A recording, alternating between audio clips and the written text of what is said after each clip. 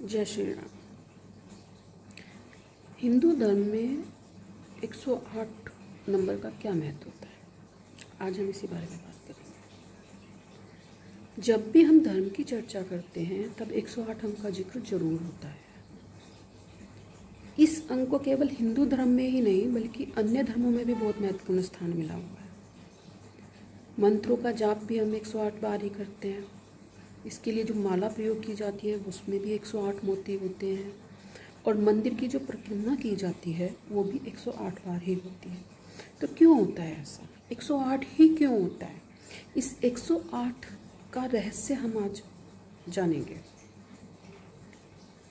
भगवान शंकर एक अलौकिक नृत्य करते हैं जिसे तांडव कहा जाता है, और जब भगवान शंकर बहुत क्रोधित हो जाते हैं तब इस नृत्य को करते हैं।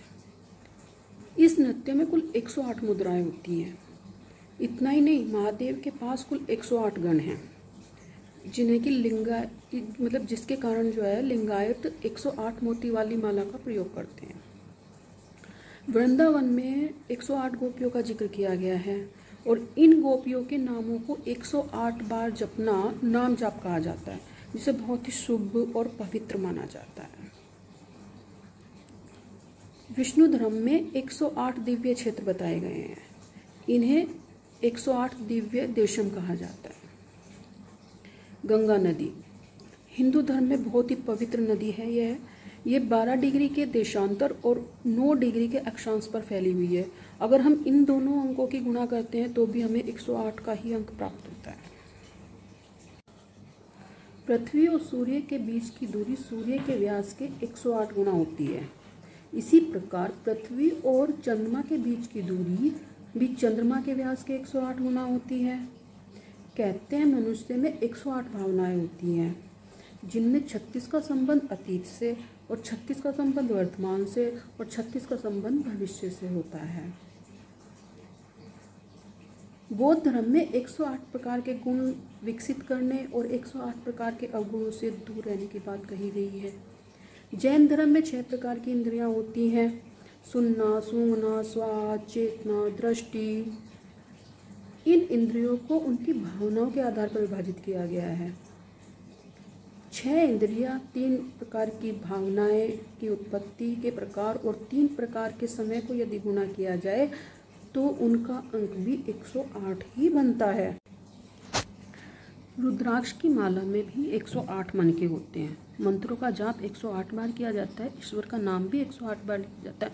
और केवल रुद्राक्ष की माला में ही नहीं, मोती की माला, तुलसी की माला या हकीक की माला, कोई भी माला हो उसमें 108 मनकों का ही प्रयोग होता है। 108 मोती ही उसमें प्रयोग किए जाते हैं और इसी को शुभ मानते हैं।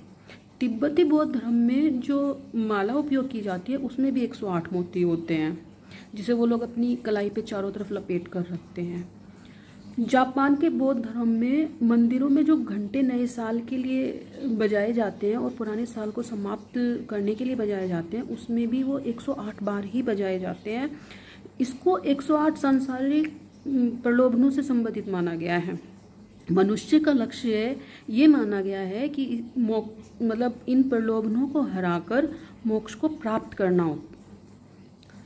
समुद्र मंथन के समय क्षीर सागर में मंदार पर्वत पर बंधे वासुकी नाव को देवताओं और असुरों ने जब अपनी तरफ खींचा था तो उसमें एक तरफ 54 राक्षस थे और एक तरफ 54 देवता थे। अगर इनका अंकों का योग किया जाए तो वो भी 108 ही होता है। बोधिसत्व महामती ने भी भगवान बुद्ध से 108 सवाल पूछे थे और बौद्ध धर्म में 108 निषेधों को ही बताया गया है। कई बौद्ध मंदिरों की जो सीढ़ियां हैं वो भी 108 ही रखी गई हैं। मार्शल आर्ट की चीनी शाखा दक्षिण भारत की शाखा के उस सिद्धांत को स्वीकार करती है जिसमें कि 108 प्रेशर पॉइंट के होने की बात कही गई है। 108 डिग्री फ़ारेनहाइट का जो शरीर का आंतरिक तापमान होता है, इससे अधिक यदि गर्म हो जाता है तो मानव के शरीर के अंग फेल भी हो सकते हैं। सिख धर्म में जो ऊन की पवित्र माला है उसमें भी 108 गांठें ही रखी जाती हैं। संस्कृत भाषा में 54 वर्णमाला का प्रयोग होता है। इसमें एक स्त्री और दूसरा पुरुष रूप माना जाता है। तो इनके अंकों का अगर योग किया जाए तो वो भी 108 ही होता है।